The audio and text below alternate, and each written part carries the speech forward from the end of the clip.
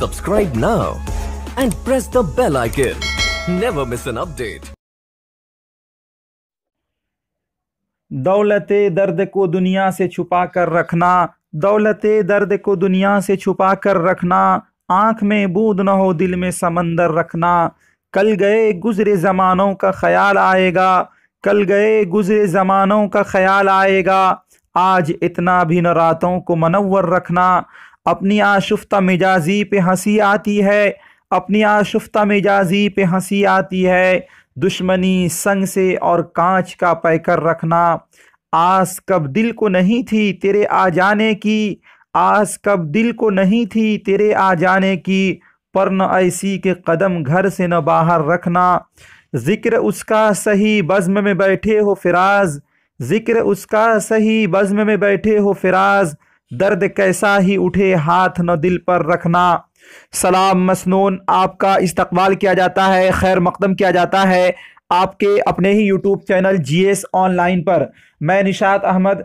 आज के इस वीडियो में हम लोग सबक नंबर 27 जो कि अहमद फ़राज की एक मशहूर व मारूफ गज़ल है, इस चैप्टर से जितने भी मोस्ट वीवीआई सब्जेक्टिव और ऑब्जेक्टिव सवालात होंगे उन तमाम को इस वीडियोज़ में हम लेंगे, जैसा कि पिछले वीडियोज़ में करते हुए आए हैं। तो सबसे पहले सब्जेक्टिव सवालात लेंगे और उसके बाद फिर मोस्ट वीवीआई ऑब्जेक्टिव सवालात का सेशन चालू होगा। तो सबसे पहले उन तमाम व्यूवर्स का मैं दिल की गहराइयों से शुक्रगुजार हूँ जिन्होंने वीडियो को लाइक किया या हमारे चैनल को सब्सक्राइब किए या अच्छे अच्छे कमेंट्स कर रहे हैं। बहुत ज़रूरी होता है आपका फीडबैक आना, और जब आप फीडबैक देते हैं कमेंट्स के रूप में तो फिर मैं अगले वीडियो या अगले प्लानिंग को सही से आपके सामने पेश कर पाता हूं। इसलिए आप अपना फीडबैक कमेंट्स के रूप में ज़रूर दें, बहुत ही ज़रूरी होता है। तो चलिए आज का ये वीडियो शुरू करते हैं। वीडियो शुरू करने से पहले प्लीज़ वीडियो को एक बार हम लोग लाइक कर दें। आज का ये सेशन जो है बहुत ही अहम है। यदि आपने ये सेशन को देख लिया तो लगभग 4 से 5 क्वेश्चन जो है आपका एग्जामिनेशन हॉल में सॉल्व हो जाएगा। तो सबसे पहले गज़ल जो है उसमें मैंने कुछ अहम नोट्स बनाए हैं, उसको यहाँ पर हम लोग देख लेंगे। उसके बाद इस चैप्टर को लेंगे। गज़ल में क्या क्या होता है, काफ़िया, रदीफ़, मतला, मक्ता, ये सब होता है जो कि जानना बहुत ही ज़रूरी है। तो इसको सबसे पहले हम लोग देख लेंगे, उसके बाद इस चैप्टर के जितने भी मोस्ट वीवीआई सवालात होंगे उनको लेंगे। सबसे पहले हम लोग जानते हैं मतला। मतला का नाम आपने सुना होगा। मतला तला यतलु का माना आता है शुरू करना। तो यहाँ से गज़ल या कसीदे का पहला शेर जिसके दोनों मिसरे हम काफिया और हम रदीफ़ हों। गज़ल या कसीदे का पहला शेर होना चाहिए, ये भी शर्त है, जिसके दोनों मिसरे हम काफिया और हम रदीफ़ हों।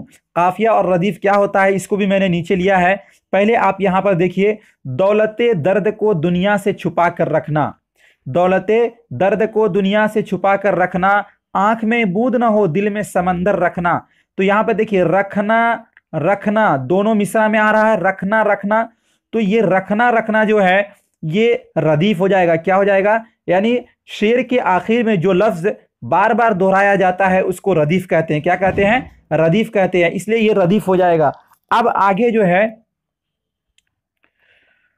आगे ये है, यहां पर आप दौलते दर्द को दुनिया से छुपा कर और यहां समंदर, दोनों का वजन देख रहे हैं एक है, आखिर में क्या है? रा है। यानी हम वजन जो अल्फाज हो और रदीफ से पहले हो। आप यहां पे देख रहे होंगे कि रखना से पहले छुपाकर और यहां रखना से पहले समंदर। तो ये क्या है? ये काफिया है। तो गोया कि काफिया को हम इसकी मिसाल इसकी इस तरह हमें इस तरह तारीफ कर सकते हैं कि वो हम वजन और हम मानी अल्फाज जो रदीफ से पहले, तो रखना रखना क्या है? रदीफ है, और इससे पहले छुपाकर समंदर आया तो ये क्या हो गया? काफिया हो गया। तो अब फिर चलते हैं यहां पर। मतला उसको कहते हैं गजल या कसीदे का पहला शेर जिसके दोनों मिसरे हम काफिया और हम रदीफ हों। तो यहां दौलते दर्द को दुनिया से छुपा कर रखना, आंख में बूंद ना हो दिल में समंदर रखना। तो यहां पर देख रहे हैं कि काफिया रदीफ भी है, रखना रखना, और इससे पहले काफिया भी है। तो गजल का पहला शेर भी है ये, और हम काफिया हम रदीफ भी है। और गजल का पहला शेर हो हम काफिया हम रदीफ हो तो उसको मतला कहेंगे। ये मेरा क्लियर हो गया। अब आगे चलते हैं। आगे आप देखिए, ये मैंने डिफिनीशन इसलिए लिख दिया है कि आप इसका नोट्स बना लेंगे। रदीफ, रदीफ किसको कहेंगे? वह मुस्तकिल कलमा या कलिमात जो अशार के आखिर में बार बार आते हैं, यानी एक ही कलमा का जो अशार के आखिर में बार बार आता है उसको क्या कहते हैं? रदीफ कहते हैं। जैसे दौलते दर्द को दुनिया से छुपा कर रखना, आंख में बूंद ना हो दिल में समंदर रखना। तो रखना यहां भी आया, रखना यहां भी आया, इसको क्या बोलेंगे? रदीफ बोलेंगे। और इसको मैंने यहां पर भी नोट्स में लिख दिया है, रदीफ क्या है? रखना, रखना। उम्मीद करता हूं ये आपको समझ में आ गया होगा। अब आगे है काफिया। काफिया किसको बोलते हैं? तो वह हम वजन और हम आवाज अल्फाज जो अशार के आखिर में लेकिन रदीफ से पहले आते हैं। हम वजन और हम आवाज अल्फाज, इसमें वही कलमात नहीं होगा बल्कि हम वजन होगा, एक जैसा वजन होगा और आवाज भी उसी तरह की होगी, लेकिन वो जो है उसके लिए एक शर्त है कि रदीफ से पहले हो। तो आप यहां पे देखेंगे, दौलते दर्द को दुनिया से छुपा कर रखना, आंख में बूंद ना हो दिल में समंदर रखना। तो रखना, रखना तो ये तो रदीफ हो गया। और इससे पहले छुपाकर समंदर, ये क्या है? छुपाकर, कर आखिर में रा है, समंदर आखिर में रा है, तो हम वजन भी है और हम आवाज यानी एक जैसा निकल भी रहा है। तो इसको हम क्या बोलेंगे? काफिया बोलेंगे। गोया के काफिया उसको कहेंगे जो अशार के आखिर में भी है मगर लेकिन रदीफ से पहले आता है। तो उम्मीद करता हूं ये आपको समझ में आ ही गया होगा। अब आगे चलते हैं, एक और है मक्ता। मक्ता कहते हैं गजल या कसीदे के आखिरी शेर जिसमें शायर अपना तखल्लुस बयान करता है, यानी गजल या कसीदे का आखिरी शेर होगा और उसमें शायर अपना तखल्लुस बयान करता है, उसको मक्ता कहते हैं। नहीं खेल ए दाग यारों से कह दो कि आती है उर्दू जुबां आते आते। तो इसमें दाग जो है, आखिर शेर में दाग लगा हुआ है जो कि तखल्लुस है, इसलिए इसको मक्ता बोलेंगे। और हुस्ने मतला किसको बोलते हैं ये भी हम जान लें। हुस्ने मतला, इसको मतला सानी भी कहा जाता है। गजल या कसीदे का दूसरा शेर जिसके दोनों मिसरे हम काफिया और हम रदीफ हों, यानी दोनों मिसरे दूसरा शेर अगर हम काफिया हम रदीफ होगा तो आपको उसको हुस्ने मतला कहा जाएगा या उसको मतला सानी भी कहते हैं। इन तमाम नोट्स को बिल्कुल मुफ्त में आप नीचे डिस्क्रिप्शन में एक व्हाट्सएप ग्रुप दिया हुआ है, उससे जुड़कर आप प्राप्त कर सकते हैं। आपको बिल्कुल फ्री में वहां पर हासिल किया जाता है, इसलिए आप हमारे उर्दू ग्रुप के व्हाट्सएप ग्रुप से जरूर जुड़ जाइए, आपके लिए बहुत ही कारआमद और मुफीद होगा। तो अब अगला जो सवाल है ये चैप्टर का सवाल है, यानी सबक नंबर 27 का। सवाल नंबर 1 है, अहमद फराज की पैदाइश कब हुई? तो इसका सही जवाब होगा अहमद फराज की पैदाइश सन 1933 में हुई। अगला सवाल है 2 नंबर में, अहमद फराज कहाँ पैदा हुए? अहमद फराज कहाँ पैदा हुए? तो इसका सही जवाब होगा अहमद फराज की पैदाइश पेशावर पाकिस्तान में हुई। अगला 3 नंबर में, अहमद फराज किस यूनिवर्सिटी में लेक्चरर हुए? तो इसका सही जवाब है अहमद फराज पेशावर यूनिवर्सिटी में लेक्चरर हुए। ये जितने भी साथियों सवालात हैं एग्जाम के पॉइंट ऑफ व्यू से बहुत ही अहम है। इस वीडियो को आप 2-3 बार देखकर आप अपने सब सारे कंफ्यूजन को दूर कर इस तमाम नोट्स को बिल्कुल रट जाएं, क्योंकि यहाँ से हर बार एग्जाम में पूछा जाता है। आप पिछले जो एग्जाम में पेपर आए हैं उनको देखेंगे तो यहाँ से लगभग 2-3 क्वेश्चन जरूर पूछा जाता है। अगला सवाल है 4 नंबर में, अहमद फराज किस इदारा के मैनेजिंग डायरेक्टर हुए? तो इसका सही जवाब होगा Ahmad Faraz national book foundation Pakistan के मैनेजिंग डायरेक्टर हुए। अगला सवाल है 5 नंबर में, अपनी मौत से कुछ दिन पहले वह बिहार के किस जिला तशरीफ लाए थे? तो इसका सही जवाब होगा अहमद फराज अपनी मौत से कुछ ही दिन पहले 2009 में दरभंगा के मुशायरे में तशरीफ लाए थे। अगला सवाल है 6 नंबर में, गज़ल अरबी के किस सिन्फ से माखूज है? तो गज़ल जो है वो अरबी के सिन्फ कसीदा से माखूज है। अगला सवाल है 7 नंबर में, जिस गज़ल में रदीफ न हो उस गज़ल को क्या कहते हैं? रदीफ अभी आपको मैंने समझाया है। तो जिस गज़ल में रदीफ न हो उस गज़ल को हम गैर मुरद्दफ कहते हैं। क्या कहते हैं? गैर मुरद्दफ गज़ल कहा जाता है। अगला सवाल है 8 नंबर में, दक्किन के किस शायर के जरिया उर्दू गज़ल शुमाल तक पहुंची? तो इसका सही जवाब होगा दक्किन के शायर वली दक्कनी के जरिया उर्दू गज़ल शुमाल तक पहुंची। अगला सवाल है 9 नंबर में, गज़ल के आखिरी शेर को क्या कहते हैं? तो गज़ल के आखिरी शेर को मक्ता कहा जाता है। ये तमाम सब्जेक्टिव सवालात थे। अब यहाँ से हम ऑब्जेक्टिव सवालात के सेशन चालू करते हैं, इसलिए आप वीडियो के साथ बने रहें।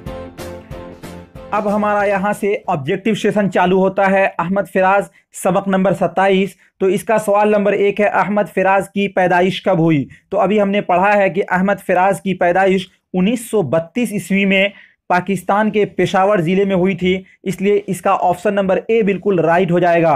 अगला सवाल है 2 नंबर में अहमद फराज की पैदाइश कहाँ हुई? तो अहमद फराज की पैदाइश पेशावर में हुई थी, इसलिए इसका ऑप्शन नंबर सी बिल्कुल राइट हो जाएगा। अगला सवाल है 3 नंबर में अहमद फराज की वफात कब हुई? अहमद फराज की वफात कब हुई? ऑप्शन ए है 2008 ईस्वी, ऑप्शन नंबर बी है 2009 ईस्वी, और ऑप्शन नंबर सी है 2010 ईस्वी, और ऑप्शन नंबर डी है 2011 ईस्वी। तो 3 का राइट आंसर जो है वो ऑप्शन नंबर बी यानी 2009 में, यानी जिस साल आप दरभंगा में तशरीफ लाए थे उसी साल आपकी वफात भी हो गई थी। अगला सवाल है 4 नंबर में अहमद फराज ने अपनी वफात से चंद माह कबल बिहार के किस शहर में मुशायरा पढ़ा?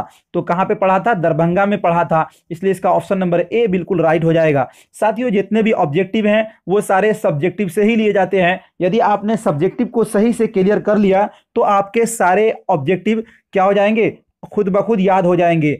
तो सवाल नंबर 5 है अहमद फराज किस यूनिवर्सिटी में लेक्चरर हुए? तो अहमद फराज जो है पेशावर यूनिवर्सिटी में लेक्चरर हुए थे, इसलिए इसका ऑप्शन नंबर सी बिल्कुल राइट हो जाएगा। अगला सवाल है 6 नंबर में हसन नईम का असल नाम क्या था? हसन नईम का असल नाम क्या था? तो हसन नईम का असल नाम सैयद हसन था, इसलिए इसका ऑप्शन नंबर ए बिल्कुल राइट हो जाएगा। अगला सवाल है 7 नंबर में हसन नईम की पैदाइश कब हुई? हसन नईम की पैदाइश कब हुई? तो 1924 ईस्वी में हसन नईम की पैदाइश हुई थी, इसलिए इसका ऑप्शन नंबर बी बिल्कुल राइट हो जाएगा। अगला सवाल है 8 नंबर सवाल है हसन नईम की वफात कहाँ हुई? हसन नईम की वफात जो है वो मुंबई में हुई थी, इसलिए इसका ऑप्शन नंबर सी बिल्कुल राइट हो जाएगा। अगला सवाल है 9 नंबर में हसन नईम की वफात कब हुई? हसन नईम की वफात जो है सन 1991 ईस्वी में हुई थी, इसलिए इसका ऑप्शन नंबर बी बिल्कुल राइट हो जाएगा। ये था हमारा सबक नंबर 27, अहमद फराज दौलते दर्द को दुनिया से छुपा कर रखना। इस सबक से जितने भी मोस्ट वीवीआई सब्जेक्टिव और ऑब्जेक्टिव थे उन तमाम को मैंने इस वीडियो में इंक्लूड किया। उम्मीद करता हूँ ये वीडियो आपको अच्छा लगा होगा। यदि अच्छा लगा तो लाइक करिए, शेयर करिए, और चैनल को आपने सब्सक्राइब नहीं किया है तो नीचे में रेड कलर का सब्सक्राइब लिखा हुआ आ रहा होगा, उसको दबाकर घंटी वाले आइकॉन को प्रेस कर नोटिफिकेशन को ऑन कर दें और वीडियो को ज़्यादा से ज़्यादा शेयर करें। मिलते हैं नेक्स्ट वीडियो में, जब तक के लिए खुदा हाफिज़।